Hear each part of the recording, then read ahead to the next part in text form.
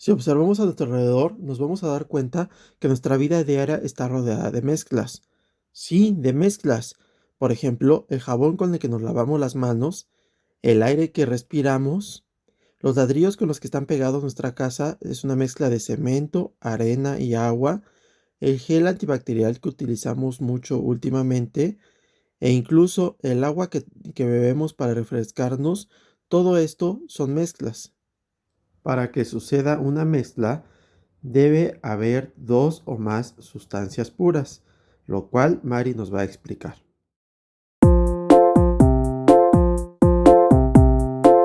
Estamos rodeados de infinidad de sustancias.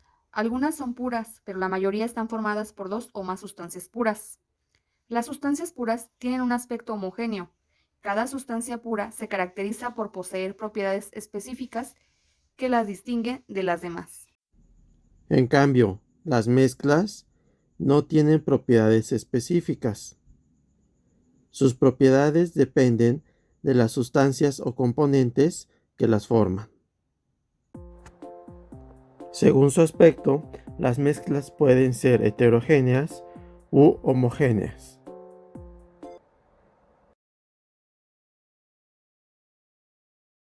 A las mezclas homogéneas también se le conoce como soluciones. Y veamos el elemento que es en mayor medida. A este se le conoce como disolvente, que en este caso es el agua. Y el elemento que está en menor medida se le conoce como soluto, que en este caso es el café y la sal. Las mezclas homogéneas se caracterizan porque no se pueden diferenciar sus componentes a simple vista. Veamos el ejemplo. Al mezclar el agua con café y revolverlo, pues no se diferencian sus elementos. Está todo combinado, no se ve. Ahora mezclaremos el agua con la sal. Y como pueden ver, pues igual al momento de estar revolviendo ya no se ven los componentes, solo se ve uno solo. Y pues así es como queda. Ojalá les haya servido pues de mucho para poder entender mejor cuáles son este tipo de mezclas.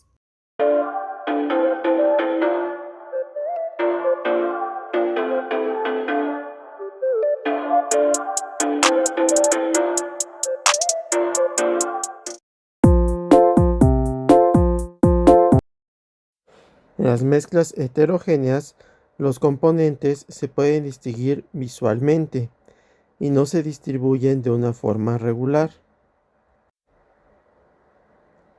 En algunas de estas mezclas, los componentes solo se pueden distinguir mediante un microscopio. Este es el caso de los coloides. A continuación, observaremos un experimento. Bien, ya que tenemos nuestro material aquí, vamos a empezar con nuestra agua.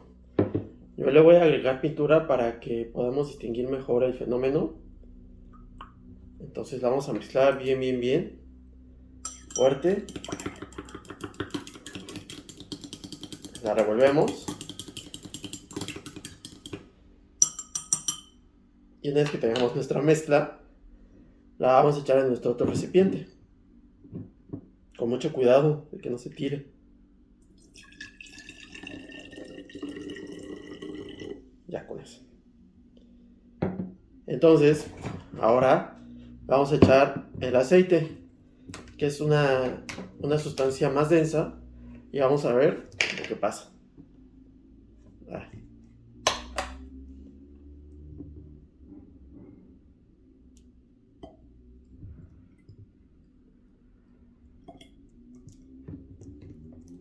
Un poquito más.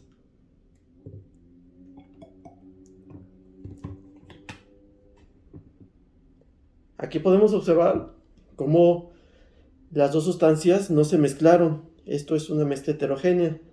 Pero para que quede más claro, le vamos a echar crema de la que utilizamos para la cara o para el cuerpo.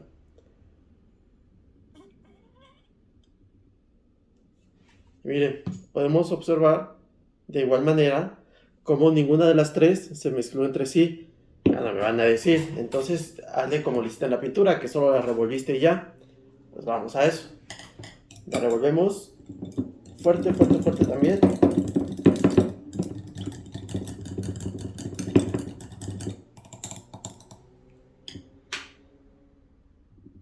Y observamos que igual quedan los sedimentos de la crema. Aquí podemos observar el aceite, aquí podemos observar el agua. Entonces aquí perfectamente podemos ver lo que es una mezcla heterogénea. Vamos a dejarla reposar tantito para que se pueda observar mejor, ¿vale? Unos momentos después. Reposó nuestra mezcla y podemos observar las tres sustancias. Aquí está el aceite, aquí está el agua y abajo la crema. Entonces esto es lo que llamamos una mezcla heterogénea. Ya sean homogéneas o heterogéneas, hay dos cosas que es importante saber sobre las mezclas. Uno, que los componentes que los forman mantienen sus propiedades. Por ejemplo, la sal y el agua no dejan de ser sal y agua por muy bien mezcladas que estén. Y dos, gracias a esto las mezclas se pueden separar en sus componentes. Es posible separar los componentes de una mezcla, ya sea por medios físicos o mecánicos. La elección de una o varias técnicas de separación dependerá de las características particulares de la mezcla, de su composición y de las propiedades físicas de sus componentes, como son el tamaño de partícula, densidad, punto de ebullición, etc. Algunos métodos de separación de mezclas son la decantación. Esta se utiliza para separar mezclas heterogéneas con diferentes densidades al dejarlas en reposo, ya sea un sólido de un líquido o dos líquidos. Por ejemplo, la tierra con agua, que al dejarla en reposo, la tierra caerá al fondo y el agua se podrá verter en otro recipiente. Y el agua con aceite, que al dejarlas en reposo en un embudo, el agua podrá ser recolectada en otro recipiente y el aceite quedará dentro del embudo.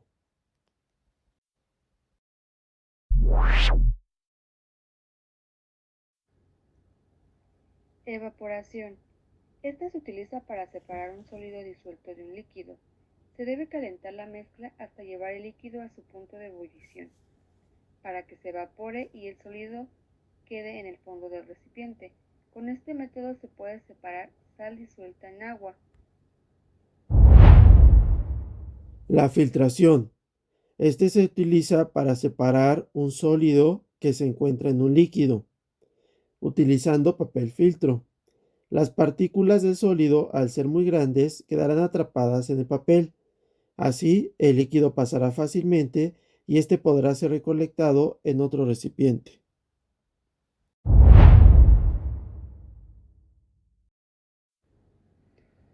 Imantación. Es un método que separa un objeto con propiedades magnéticas con ayuda de un imán, ya sea un sólido de un sólido o un sólido de un líquido. Por ejemplo, arena y monedas, agua con clips. Tamizados. Separa sólidos de acuerdo al tamaño de sus partículas, es decir, sólido con sólido. Para esto se utiliza una malla metálica con agujeros de cierto tamaño llamado criba o tamiz. Sin darnos cuenta, este método lo hemos utilizado en alguna ocasión en la cocina para separar los grumos de harina. Cristalización. Separa sólidos disueltos en un líquido. El sólido tiene la propiedad de formar cristales que quedan sobre la superficie, por ejemplo, la cristalización de la sal. La centrifugación. Esto consiste en la separación de un sólido disuelto en un líquido, utilizando la fuerza centrífuga. Cuando se hace girar la mezcla a altas velocidades, el sólido se deposita en el fondo del recipiente. Por ejemplo, esto es lo que sucede en un análisis clínico de sangre, ya que así se separan todos sus componentes. Sublimación. Consiste en separar un sólido de una mezcla, que al ser calentada pasará al estado gaseoso sin pasar por el líquido. Por ejemplo, Para separar arena y yodo, al calentarse la mezcla, el yodo pasará al estado gaseoso. La destilación. Este método permite separar una mezcla homogénea de líquidos que son solubles entre sí y que poseen distintos puntos de ebullición. Al calentarse la mezcla a una temperatura constante, el líquido con menor punto de ebullición se evaporará para después condensarse y recolectarse en forma de líquido nuevamente. Por ejemplo, con este método podríamos separar una mezcla de agua y alcohol. Una mezcla que resulta ser un gran problema para el medio ambiente y la sociedad en la que vivimos es la contaminación producida por la basura. La basura es un concepto muy amplio, sin embargo, tiene graves consecuencias para nuestra salud, la de los animales y las plantas. La principal causa de la contaminación por basura la encontramos en una ineficiente o nula gestión de los residuos. Lo que causa la basura no es el material en sí, sino la forma en que es gestionada. Por ejemplo, un trozo de papel puede ser basura o materia prima, según la manera en que se gestione, ya que si se vuelve inservible, se convierte automáticamente en un residuo. De esta forma, si el papel se deposita en el medio ambiente, se convertirá en basura contaminando el medio durante todo el tiempo que dure su descomposición. Por el contrario, si ese mismo papel se recicla, en lugar de ser basura, se convertirá en materia prima. Es decir, no es la naturaleza de los materiales, sino la gestión que se hace de ella. Es lo que define si un residuo se convirtiera en basura o no. El consumismo ayuda a que la gestión de los residuos no sea la adecuada, por lo que puede ser considerado una causa indirecta de la contaminación por basura. La principal consecuencia implica una degradación de la salud de los seres vivos, y hay que tener en cuenta, ya que la basura libera sustancias tóxicas que se extienden tanto en el suelo como por el agua y el aire. Cuando estas sustancias tóxicas entran en contacto con los seres vivos, afectan negativamente a su salud.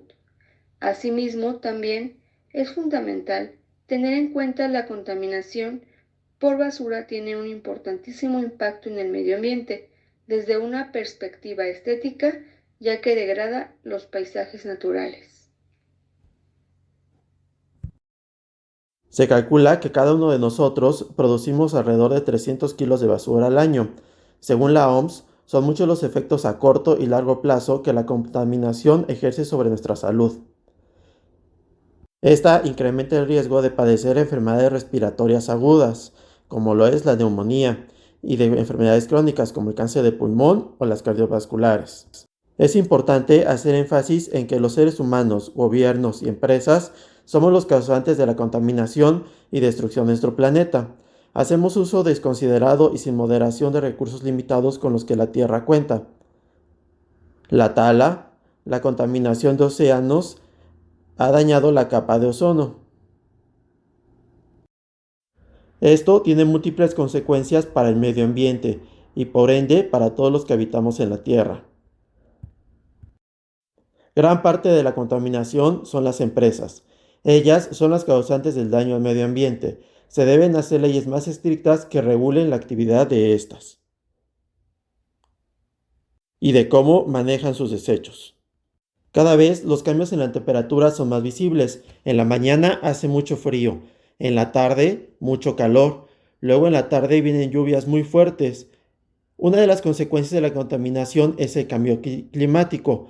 En los últimos años se observa un cambio en la cantidad de desastres naturales como huracanes, sequías, heladas e inundaciones.